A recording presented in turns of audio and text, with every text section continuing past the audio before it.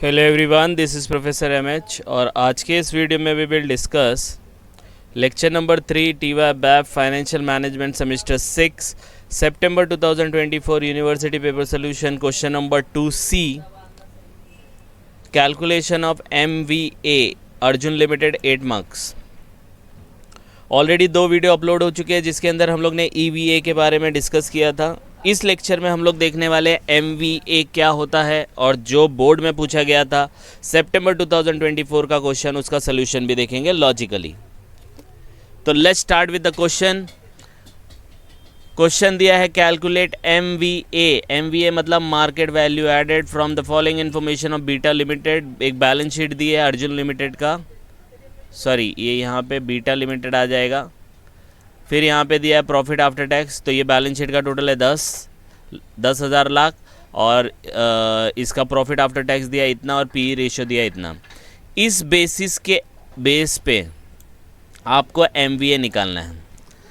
अब MVA निकालना है, मैंने आपको पहले भी कहा था कि कभी भी कोई भी अगर क्वेश्चन फार्मूला बेस्ड है तो सबसे पहले हम लोग उसका फार्मूला लिख लेंगे, लेकिन पता तो होना चाहिए कि MVA होता क्या है।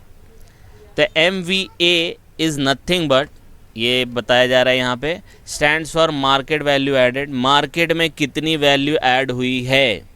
देखो सबसे पहले कॉन्सेप्ट समझना बहुत ज़रूरी है। एक बार कॉन्सेप्ट समझा कैलकुलेशन इजी हो जाएगा, उसका फॉर्मूला समझने का समझ में आने लगेगा आपको।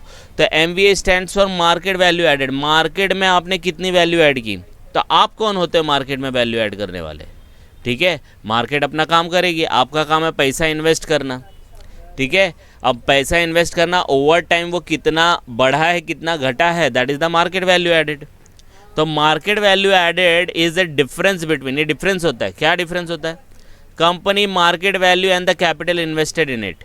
तो आप कोई वैल्यू ऐड नहीं करते, आप सिर्फ पैसा इन्वेस्ट करते। तो अगर आपने पैसा इन्वेस्ट किया, समझो 100 रुपये किया, ठीक है, और कंपनी का मार्केट वैल्यू अभी क्या चल रहा है, तो आपने जब इन्वेस्ट किया तो 100 था, अभी वो 120 हो गया, तो 120 उसका मार्केट वैल्यू हो गई। तो 120 में से 100 जाएगा तो कितना बचेगा? 20। तो मार्केट वैल्यू एडेड कितना है? 20 है। और यही चीज़ अगर उल्टी हो गई तो मार्केट में रेट चल रहा है, क्योंकि अभी देखो कितना डाउन चल रहा है, कोविड के रेट पे पहुंच गए हम लोग। ठीक है, 5 महीने से डाउन ही हो रहा है शेयर मार्केट।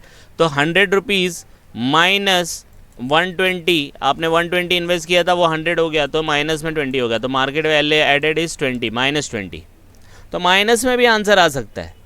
ठीक है, डिपेंड करता है आपने कहाँ इन्वेस्ट किया है। तो इट इज़ नथिंग बट आप जितना इन्वेस्ट कर रहे हो और अभी उसका वैल्यू कितना है, तो आज का वैल्यू माइनस आपने जो इन्वेस्ट किया था पास्ट में, वो माइनस करने का आंसर आ जाएगा MVA। तो इट इज़ अ वेल्थ। अब देखो कभी कभी ये शॉर्ट नोट में आएगा तो यही लिख देना भाई, 5 से 5 मार्क मिल जाएगा आपको। It is a wealth metric. Wealth metric है ये, that show how much value a company has created over for its investor over time. Over time आप 1 साल 2 साल 5 साल में कंपनी ने कितना वैल्यू क्रिएट किया है इन्वेस्टर के लिए, that is called market value added. तो कंपनी कैसे क्रिएट करती है वैल्यू? आप पैसे लगाते हो कंपनी के अंदर, कंपनी वो पैसे लेके बिजनेस करता है, अगर प्रॉफिट हुआ तो लोग और ज़्यादा इन्वेस्ट करेंगे, और ज़्यादा इन्वेस्ट करेंगे तो कंपनी का वैल्यू बढ़ेगा, कंपनी का वैल्यू बढ़ेगा तो कंपनी का मार्केट वैल्यू बढ़ेगा। मार्केट वैल्यू में से आपने जो इन्वेस्टमेंट किया था तो कम ही किया होगा, क्योंकि आपने 10 साल पहले इन्वेस्ट किया, माइनस करो आंसर आ जाएगा। तो ये एक वेल्थ मैट्रिक है, एक स्टैंडर्ड है जो शो करता है कि कंपनी ने 5 साल 10 साल में कितना वैल्यू क्रिएट करके दिया है शेयर होल्डर को, इन्वेस्टर्स को। ठीक है, फॉर्मूला एकदम सिंपल है, market value of the company. तो मार्केट वैल्यू में मार्केट में भाव क्या चल रहा है उसका वैल्यू निकालो, तो कैसे होगा? एक शेयर का प्राइस ले लेने का MPS, ठीक है, और कितने शेयर्स है, नंबर ऑफ शेयर से मल्टीप्लाई कर देने का। आई बात समझ में? नंबर ऑफ प्राइस से नंबर ऑफ शेयर से मल्टीप्लाई कर देना, और total capital invested in the company, company में कितना कैपिटल इन्वेस्ट किया था वो आपको पास्ट से मिल जाएगा, माइनस करो आंसर आ जाएगा। तो यहाँ पे देखो market value of the company कैसा होएगा, market value of equity share, market price per share into number of equity share, यही यहाँ पे बताया है, plus market value of debt, that is borrowing. Debt का वैसे वैल्यू ऊपर नीचे नहीं होता, उतना ही होता क्योंकि उसके ऊपर इंटरेस्ट जाता है, लेकिन हम लोग ने मार्केट वैल्यू ऑफ डेट लिखा है। अब बोलेंगे सर मार्केट वैल्यू इसमें डेट क्यों लिया? अब आप लोग मुझे बताओ, कंपनी में पैसा लगता है, तो कंपनी में कौन सा पैसा लगता है? एक तो खुद का लगता है और दूसरा बोरो करके लगता है ना, तभी तो बिज़नेस चलता है। 99% हर कंपनी लोन ले रही है, ठीक है। इसीलिए अपना पैसा और बाहर का पैसा, ओन फंड और बोरोड फंड दोनों लेने का, इसलिए इक्विटी शेयर्स और डेट दोनों लेने का, ठीक है। टोटल कैपिटल इन्वेस्टेड, ये वाला पार्ट तो आपको समझ में आया। अब ये capital invested, amount of money invested in the business in the past, both book value of equity और डेट। जो भी पैसा आपने पास्ट में, मतलब पास्ट जो बीत चुका है, भूतकाल के अंदर जो भी आपने पैसा डाला है, that is amount money invested in the business. यही दो अमाउंट को माइनस करो, 5 में से 6 माइनस करो, आपको आंसर आ जाएगा, ठीक है। अब आपके पास है ये क्वेश्चन, देखो सामने दिख रहा है। अब ये क्वेश्चन के बेस पे इसका सोल्यूशन कैसे स्टार्ट होगा, बहुत ही सिंपल तरीके से, ठीक है। तो बहुत सिंपल तरीके से हम लोग देखते हैं कि इसको कैसे सॉल्व करना है। This is the lecture number 3 only, ठीक है। तो सबसे पहले हम लोग इसका फॉर्मूला लिखेंगे। मैंने पहले ही कहा है कि कोई भी क्वेश्चन अगर फॉर्मूला बेस्ड है, पहले फॉर्मूला लिख लो। फॉर्मूला क्या बोलता है? Market value of the company minus total capital invested in the company. अब अपने पास दो फ्रैक्शन मिल गए, एक ये और दूसरा ये। अब पहले वाले को लिखो।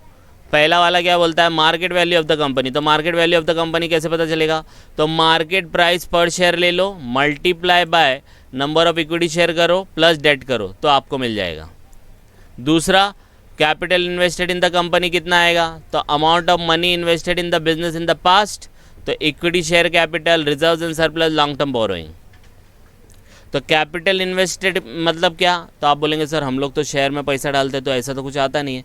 आप पैसा शेयर में डालते हो बराबर है, वो इक्विटी शेयर में ऐड हो जाता है, लेकिन उसी पैसे से वो लोन, मतलब उसी पैसे से वो इन्वेस्टमेंट भी करती है, उसी पैसे से वो बिजनेस भी करती है, कुछ पैसा वो बचा के रखती है, that is called reserves and surplus. आई बात समझ में? तो वो भी लेने का। और लॉन्ग टर्म बोरोइंग, आप ही पूरा पैसा नहीं लगा रहे हो, उनको लोन भी लेना पड़ता है। तो टोटल कंपनी में जो इन्वेस्टमेंट होता है वो खुद का पैसा, जिसके अंदर इक्विटी, प्रेफरेंस और रिजर्व्स जाएगा, प्लस बोरोइंग जाएगा, ठीक है। तो ये दोनों का फॉर्मूला हम लोग ने लिख दिया। अब एक एक को निकालो। अब एक एक को निकालेंगे आप, अपने पास है क्या? अपने पास सिर्फ एक बैलेंस शीट दिया है, उजाड़ बैलेंस शीट है, और नीचे प्रॉफिट आफ्टर टैक्स दिया 8,600 लाख और पी रेशियो दिया 2। अब जब स्टार्ट होगा ना, अब बोलेंगे सर ये कहाँ से आएगा? मार्केट प्राइस, ये नंबर ऑफ़ इक्विटी शेयर, तो नंबर ऑफ़ इक्विटी शेयर यहाँ से मिल जाएगा। तो हम लोग क्या करेंगे, जो अपने पास अवेलेबल है ना चीज़ें, वो लेने का। तो अपने पास अवेलेबल चीज़ क्या है? P ratio. तो पहले इससे स्टार्ट करो। तो पी रेशियो का फॉर्मूला क्या है? MPS upon EPS, price earning ratio. Formula भी देखो ना, एकदम सिंपल है। बोलोगे सर ये कैसे याद रखने का? एकदम सिंपल है। PE is equal to ME, market price per share divide by earning per share. आपने कितना अर्न किया और उसका मार्केट में भाव क्या चल रहा है, डिवाइड कर दो, आंसर आ जाएगा। तो P is equal to MPS upon EPS। MPS तो दिया नहीं है, P दिया है 2, EPS निकाल लेते हैं तो MPS आ जाएगा। तो P दिया है 2, देखो दिया है यहाँ पे 2, EPS दिया है। EPS का फॉर्मूला होता है अर्निंग पर शेयर, कितना अर्न कर रहे हैं। तो कितना अर्न कर रहे हैं? तो जो भी कंपनी ने प्रॉफिट कमाया है, profit available to equity share holder divide by number of shares कर दो, तो अर्निंग पर शेयर आ जाएगा। अब अपने पास प्रॉफिट है क्या? तो देखो प्रॉफिट आफ्टर टैक्स दिया है। अगर कुछ और नहीं है इन्फॉर्मेशन, क्योंकि आफ्टर टैक्स के बाद डिविडेंड भी माइनस करते हैं, तब जाके profit available to equity share holder आता है। लेकिन यहाँ पे सिर्फ इक्विटी शेयर है, प्रेफरेंस शेयर है ही नहीं, तो यही प्रॉफिट आफ्टर टैक्स आपका क्या बन जाएगा? Profit available to equity share holder. तो profit available to equity share holder would भी 8,600 लाख रुपया। यही देखो, समझ में आ रही है बात? यस और नो? फिर दूसरा क्या चाहिए? Number of shares. Number of shares कैसे निकलेगा? तो अपने पास इक्विटी शेयर कितना है? 400 लाख है, एक शेयर का भाव कितना है? 10 रुपया। तो डिवाइड करेंगे तो आ जाएगा ना, तो 4,000 लाख डिवाइड बाय 1, तो 400 लाख शेयर्स हो जाएंगे। तो जब ये दोनों मिल गया, दोनों को डिवाइड करो, EPS आ जाएगा। तो 8,600 डिवाइड बाय 400 कितना आता है? EPS is 21.5। तो देखो MPS, क्योंकि MPS हम लोग को कहाँ यूज़ होने वाला है? यहाँ यूज़ होने वाला है। MPS के लिए PE रेशियो दिया था, अब MPS के लिए PE भी दिया है, EPS भी आ गया। तो PE की जगह 2 रखो, EPS की जगह 21.5 रखो, आंसर आ जाएगा आपका MPS। तो यही रखा है, देखो PE की जगह 2 रख दिया, MPS नहीं है, डिवाइड बाय 21.5, अब ये डिवाइड बाई इधर है तो यहाँ जाके मल्टीप्लाई हो जाएगा, तो एमपीएस क्या हो जाएगा 21.5 इंटू 2 आ जाएगा 43। अगर एक बार 43 आ गया तो ये मार्केट प्राइस को यहाँ पे 43 रखो, और नंबर ऑफ इक्विटी शेयर्स तो दिया है और प्लस डेट अपने पास दिया होगा। ये देखो टर्म लोन दिया है 2100, ठीक है। तो देखो यही यहाँ पे किया है, market value MPS into number of shares, यही तो दिया है देखो। तो एमपीएस कितना है 43 है, 43 को 400 लाख से मल्टीप्लाई करो, नंबर ऑफ शेयर्स अपन ने निकाला था 400 लाख, प्लस डेट कितना है, डेट अपना यहाँ पे, तो इसका दूसरा नाम डिबेंचर हो सकता है, इसका दूसरा नाम सिक्योर्ड लोन हो सकता है, इसका तीसरा नाम अनसिक्योर्ड लोन हो सकता है, टर्म लोन हो सकता है, बैंक लोन हो सकता है, ये सब। बैंक ओवरड्राफ्ट नहीं लेने का, बैंक ओवरड्राफ्ट नहीं लेने का, ठीक है। तो ये हो गया। अब इन दोनों को प्लस माइनस करो, तो 43 इंटू 400 प्लस 2100, तो आपको मिलेगा कुछ 19,300 लाख। ये इसका मार्केट वैल्यू हो गया। तो आपका एमवीए का पहला फ्रैक्शन निकल गया, मार्केट वैल्यू। अब अपने को क्या निकालना है, total capital invested in the company. Company में क्या कैपिटल इन्वेस्ट किया, तो कैपिटल इन्वेस्टेड दिया है, इक्विटी शेयर लेने का, प्रेफरेंस शेयर लेने का, रिजर्व्स लेने का, लॉन्ग टर्म बोरोइंग लेने का। तो ये सब चीज़ें तो अपने पास है। क्या है, इक्विटी शेयर कैपिटल कितना है 4000, तो देखो 4000 लिख दिया। रिजर्व्स एंड सरप्लस 2600, ये देखो 2600 लिख दिया। फिर टर्म लोन 2100, तो देखो 2100 लिख दिया। टोटल करो 8700 लाख से हो गया, ठीक है। तो ये दोनों निकल गया, ये भी निकल गया, ये भी निकल गया। अब दोनों को माइनस कर दो, तो MVA is equal to 19,300 minus 8,700 lakh, minus करो, आपका आएगा एमवीए इज 10,600 लैक्स। समझ में आया, यस और नो? इट्स वेरी सिंपल, ठीक है। कोई बुक्स में अलग तरीके से दिया है, बोलते हो सर डेट नहीं आता, ये नहीं आता। अरे ठीक है ना भाई, ठीक है, देखते और करके। और इसका solution, market value of debt, debt नहीं लिया तो मत लो। Market value of number of share, तो 43 इंटू 400 कितना आता है 17,200 लाख ले लिया, डेट नहीं लिया। बहुत जगह सोल्यूशन में ये भी दिया है, कैपिटल इन्वेस्टेड, जब कैपिटल इन्वेस्टेड है तो डेट नहीं लेंगे, तो इक्विटी और रिजर्व्स ले लेंगे। तो इक्विटी और रिजर्व कितना है 4000 और 2600, करो 6600 आ गया।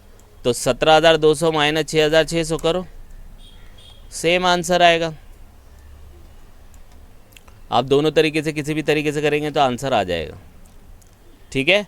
तो ये आपका क्वेश्चन था सितंबर 2024 financial management TY BAIF, question number 2C 8 mark के लिए एमवीए निकालने आया था, ठीक है। तो आप इसको गो थ्रू करो, कुछ डाउट आता है तो आप कमेंट करके बता सकते हैं। And please like and subscribe for more videos. Thank you.